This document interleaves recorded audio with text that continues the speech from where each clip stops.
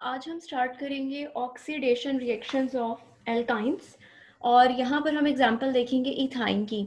यहाँ पर आपको इथाइन का रिएक्शन दिया गया है KMnO4 के साथ। ये बिल्कुल वैसे ही रिएक्शन है जैसे आप लोगों ने पढ़ा था एल्कीन्स के केस में, जब आपने बेयर्स टेस्ट या बेयर्स रिएजेंट का जहाँ नाम पढ़ा था। तो यहाँ पे भी हमारे पास एल्केलाइन KMnO4 ही है, which is also known as Baeyer's reagent. जब इससे रिएक्शन कराया जाता है इथाइन के साथ, तो हमारे पास वहां पर आपने देखा था आपके पास डाईओल बन रही थी, यानी ऐसा कंपाउंड बन रहा था जिसके अंदर 2 हाइड्रोक्सिल ग्रुप्स थे। यहाँ जो आपके पास प्रोडक्ट बन रही है उसमें आपके पास टेट्राओल है, यानी आपको 4 हाइड्रोक्सिल ग्रुप्स दिखाई दे रहे हैं। अगेन ये एक सिंगल स्टेप मैकेनिज्म नहीं है, लेकिन यहाँ पर आपको यहाँ तक का जो पार्ट है वो सिंगल स्टेप में ही शो किया गया है। यहाँ पर आपके पास रिएक्शन किस तरह से होता है, आपके पास जो है वहां पर आपने देखा था कि एक बॉन्ड ब्रेक हो रहा था। जब एक बॉन्ड ब्रेक हुआ था तो इसकी भी एक वैलेंसी वेकेंट हुई थी और एक इसकी भी यहाँ से इसकी बॉन्डिंग वेकेंट हुई थी। तो आपने देखा था एक OH ग्रुप यहाँ पर आकर लग गया था और एक OH ग्रुप जो है वो साथ वाले कार्बन पे लग गया था। अब यहाँ पर क्या है, यहाँ पर चूंकि आपके पास 2 पाई बॉन्ड्स हैं, तो आपके पास ये जो दूसरा पाई बॉन्ड है ये भी क्या हो जाएगा, ब्रेक। जब ये भी ब्रेक हो जाएगा तो यहाँ से भी एक वैलेंसी खाली और एक यहाँ से भी खाली, यहाँ पर भी एक OH लग जाएगा और साथ वाले पर भी एक OH यहाँ पर भी लग जाएगा। तो अब आप देख सकते हो कि आपके पास क्या होगा, सिर्फ कार्बन और कार्बन के दरमियान सिंगल बॉन्ड बचेगा और यहाँ पर आपको क्या दिखाई देंगे, 4 OH ग्रुप्स। तो ये आपके पास बन जाएगा 1122 इथेन टेट्राओल, क्योंकि इसमें 4 हाइड्रोक्सिल ग्रुप्स मौजूद हैं। अब आपके पास क्या होता है, ये वाला जो आपके पास कंपाउंड बना है इसमें से 2 वाटर मॉलिक्यूल्स रिमूव होते हैं। यहाँ पर मैंने आपको बताया था कि अगर एरो के ऊपर माइनस के साथ कोई रिएजेंट लिखा है, इट मींस कि इस चीज की यहाँ से रिमूवल हो रही है। तो आपके पास क्या होगा, यहाँ से हाइड्रोक्सिल ग्रुप और यहाँ से हाइड्रोजन क्या हो जाएगी, रिमूव। ठीक है, यानी वाटर का एक मॉलिक्यूल, ऑक्सीजन यहाँ मौजूद रहेगी और यहाँ से आपके पास हाइड्रोक्सिल ग्रुप पूरा और यहाँ से आपके पास हाइड्रोजन। ये आपके पास क्या हो गया, वाटर मॉलिक्यूल, यानी 2 वाटर मॉलिक्यूल रिमूव हो गए। रिमेनिंग आपके पास क्या रह जाएगा, यहाँ पे भी ऑक्सीजन, यहाँ पे भी ऑक्सीजन। अब चूंकि इस कार्बन ने एक हाइड्रोक्सिल दे दिया है और इधर से ऑक्सीजन ने एक हाइड्रोजन दी है, तो ऑक्सीजन की भी एक बॉन्डिंग वेकेंट है और कार्बन की भी, तो ये आपस में क्या बना लेंगे, दोनों डबल बॉन्ड। इस स्ट्रक्चर में देखिए, इस कार्बन ने यहाँ से अपना पूरा OH ग्रुप दे दिया, यानी इसकी बॉन्डिंग खत्म हो गई। यहाँ से ऑक्सीजन ने या हाइड्रोजन दे दी, इसका मतलब है ऑक्सीजन और कार्बन दोनों को एक एक बॉन्ड बनाने की जरूरत है, इसलिए यहाँ पर क्या शो कर देंगे, आप डबल बॉन्डिंग शो कर देंगे। ठीक है, तो आप कहेंगे कि जब आप इसमें से 2 वाटर के मॉलिक्यूल्स रिमूव कर देते हैं तो आपके पास जो प्रोडक्ट आती है दैट इज नोन एज ग्लाइयोक्सल। अब ग्लाइयोक्सल के अंदर जो फंक्शनल ग्रुप होता है, अगर आप गौर करें तो ये फंक्शनल ग्रुप एल्डिहाइडिक ग्रुप है, C डबल बॉन्ड O और इस साइड पर आप देखें हाइड्रोजन अटैच है। अगले स्टेप में क्या होता है कि जो आपका एल्डिहाइडिक ग्रुप है जो कि ग्लाइयोक्सल के अंदर प्रेजेंट है, उसके KMnO4 की प्रेजेंस में मजीद ऑक्सीडेशन होती है। और जब भी किसी एल्डिहाइड ग्रुप की ऑक्सीडेशन होती है स्ट्रॉन्ग ऑक्सीडाइजिंग एजेंट की प्रेजेंस में, तो आपके पास एल्डिहाइडिक ग्रुप कन्वर्ट हो जाता है कार्बोक्सिलिक ग्रुप में। तो आप देखो आपके पास C डबल बॉन्ड O, जो ये वाला पार्ट है H वाला, वो किस में कन्वर्ट हो गया है, OH में। ठीक है, और इधर से जो ये वाला पार्ट था एच वाला, वो किसमें कन्वर्ट हो गया है, OH में। तो अब आप देखो अगर ओवरऑल, तो ओवरऑल अब ये कौन सा फंक्शनल ग्रुप बन गया है, C डबल बॉन्ड OH, यानी कार्बोक्सिलिक ग्रुप बन गया। ठीक है, और कार्बोक्सिलिक ग्रुप बेस्ड ये कौन सा कंपाउंड बना है हमारे पास, ऑक्सैलिक एसिड। तो अगर आपसे पूछ लिया जाए कि how will you convert ethyne into oxalic acid, यहाँ पर आपने रिएक्शन स्टार्ट किया था इथाइन से, प्रोडक्ट क्या आई है, ऑक्सैलिक एसिड। तो इसका मतलब है कि अगर आपको इथाइन से ऑक्सैलिक एसिड बनाना हो तो आप उसकी ऑक्सीडेशन कराएंगे इन the presence of KMnO4। Next आपको जो ऑक्सीडेशन में रिएक्शन दिया गया है दैट इज कंबस्टन। कंबस्टन क्या होता है, burning of alkynes in the presence of air और ऑक्सीजन। और यहाँ पर हमारे पास जैसे हम पहले पढ़ चुके हैं कि अगर कंप्लीट कंबस्टन है तो उसकी प्रोडक्ट कार्बन डाइऑक्साइड होगी, वाटर होगी और हीट होगी। यहाँ पर जो हमारे पास हीट इवॉल्व होती है, अगेन ये हाईली एक्सोथर्मिक रिएक्शन है। यहाँ से जो हीट इवॉल्व होती है ऑक्सी एसिटाइलिन फ्लेम की, ऑक्सी एसिटाइलिन क्यों, इथाइन जो है वो आपके पास एसिटाइलिन कहला रही है और जब वो एयर या ऑक्सीजन से कंबाइन हो रही है तो उसको हम नाम दे रहे हैं ऑक्सी एसिटाइलिन। तो वो कह रहे हैं कि ऑक्सी एसिटाइलिन फ्लेम के जो टेम्परेचर होता है वो इतना हाई होता है कि उससे आप मेटल्स को चाहे तो कटिंग भी कर सकते हैं और आप इसको वेल्डिंग के पर्पस के लिए भी ऑक्सी एसिटाइलिन फ्लेम को यूज किया जाता है। नेक्स्ट हमारे पास कैटेगरी दी गई है रिएक्शंस की पॉलीमराइजेशन। पॉलीमराइजेशन आप पढ़ चुके हो कि पॉलीमराइजेशन में आपके पास छोटे छोटे मोनोमर्स या यूनिट्स कंबाइन होते हैं जिससे बड़े बड़े मॉलिक्यूल्स बनते हैं जिनको हम नाम देते हैं पॉलीमर्स का। एल्काइंस की पॉलीमराइजेशन से आपके पास या तो लीनियर कंपाउंड्स ऑब्टेन होंगे या फिर साइक्लिक होंगे। डिपेंड करता है कि आप पॉलीमराइजेशन कौन से टेम्परेचर पे कौन से कैटालिस्ट की मौजूदगी में करा रहे हो, उसी हिसाब से हमारे पास प्रोडक्ट ऑब्टेन होगी।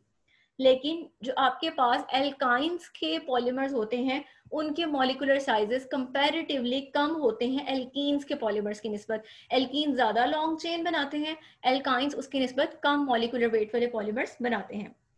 अब यहाँ पर आप दो रिएक्शंस देखेंगे पॉलीमराइजेशन में।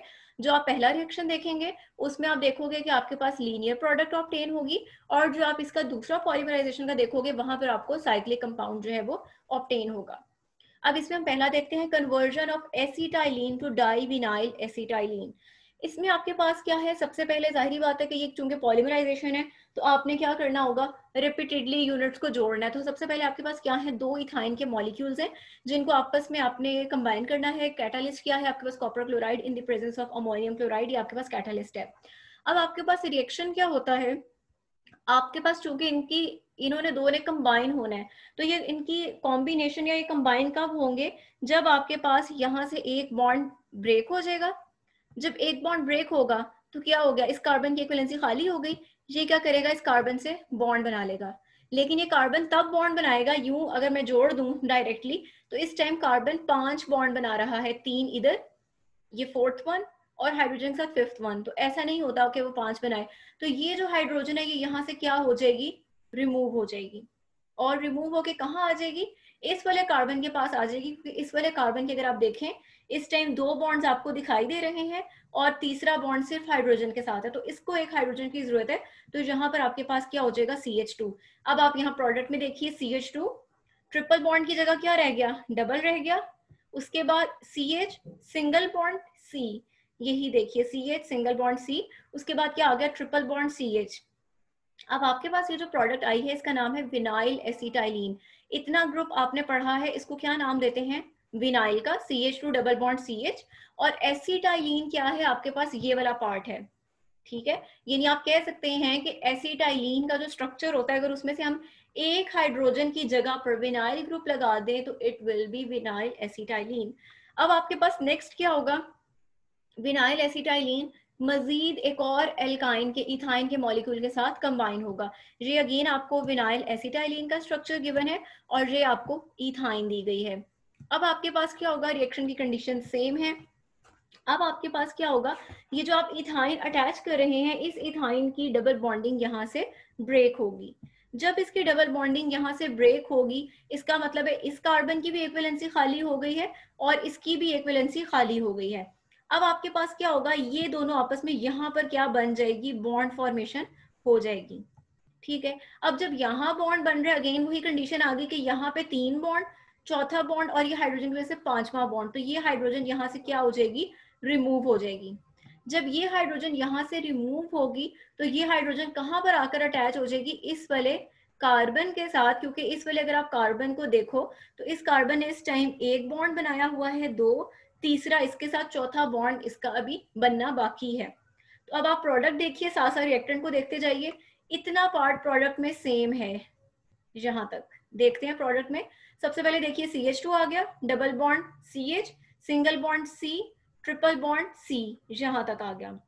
उसके बाद क्या हुआ है, उसके बाद आपके पास यहाँ से ये सिंगल बॉन्ड आ गया जो हमने बनाया, जो कि ये गिवन है आपको। उसके बाद क्या आ गया आपके पास, उसके बाद आपके पास आ गया C डबल बॉन्ड CH2, तो ये आपके पास आ गया CH डबल बॉन्ड CH2। यहाँ पर 2 कौन सा आया, जो आपने यहाँ से हाइड्रोजन यहाँ पर ऐड की थी। ठीक है, अब आप देखिए इस प्रोडक्ट का नाम आपको दिया गया है डाइविनाइल एसिटाइलिन। इसका मतलब क्या है, ये ग्रुप देखिए कौन सा ग्रुप दिखाई दे रहा है, विनाइल ग्रुप हो गया। इस ग्रुप को देखिए, ये कौन सा ग्रुप है, ये भी विनाइल ग्रुप है। ठीक है, इसका मतलब है जहां चूंकि 2 विनाइल ग्रुप्स हैं इसलिए इसका नाम क्या है, डाइविनाइल। ये जो सेंटर वाला पार्ट है ये आपके पास क्या है, C ट्रिपल बॉन्ड C। यानी आप कह सकते हो दूसरे अल्फाज में कि इसकी भी एक हाइड्रोजन रिमूव होकर, यानी आपके पास, आप इसको यूं कह सकते हो कि हमारे पास मौजूद था HC ट्रिपल बॉन्ड CH। हमने क्या किया, इधर वाली हाइड्रोजन की जगह भी क्या लग गया, विनाइल ग्रुप, और इधर वाली हाइड्रोजन की जगह भी क्या लग गया, विनाइल ग्रुप। तो एक्चुअल में तो ये था एसिटाइलिन ही था ना, तो ये आपके पास प्रोडक्ट क्या बन जाएगी, die vinyl acetylene.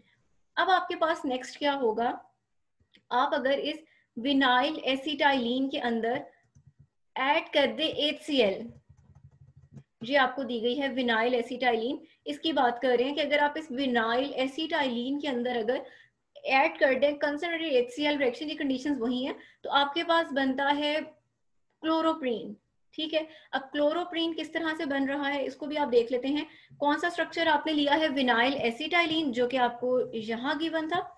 Vinyl acetylene का ये वाला बॉन्ड क्या हो जाएगा, ब्रेक।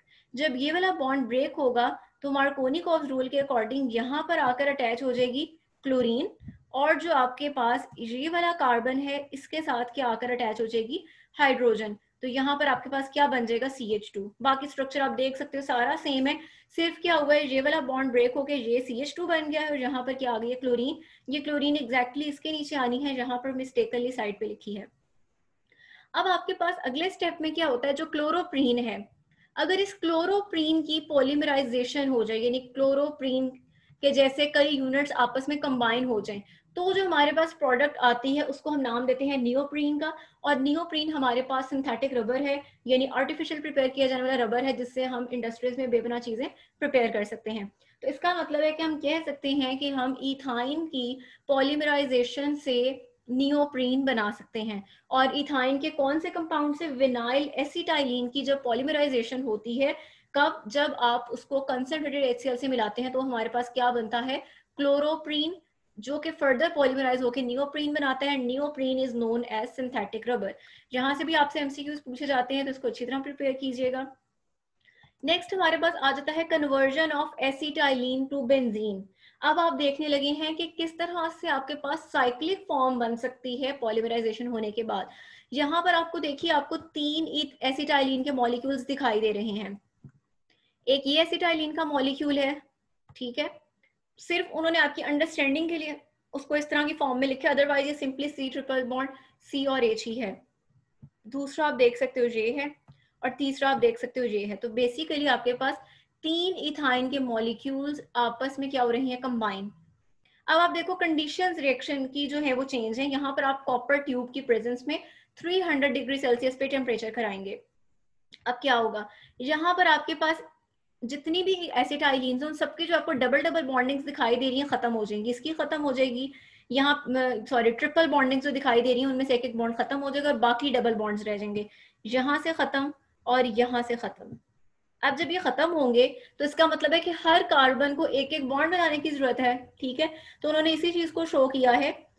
देखें, उन्होंने एरो शो किया है यहाँ से यहाँ, इट मीन्स ये मैं यहाँ से रिमूव करती हूँ ताकि आपको ये देखें, यहाँ से बॉन्डिंग का मतलब क्या है कि ये वाला चार्ज डेंसिटी यहाँ से खत्म होकर ये आपस में क्या बना लेंगे, यहाँ पर सिंगल बॉन्डिंग। उसके बाद इसका मतलब क्या है, ये वाली चार्ज डेंसिटी खत्म और ये कार्बन यहाँ पर क्या हो जाएगी, इनकी बॉन्डिंग आ जाएगी।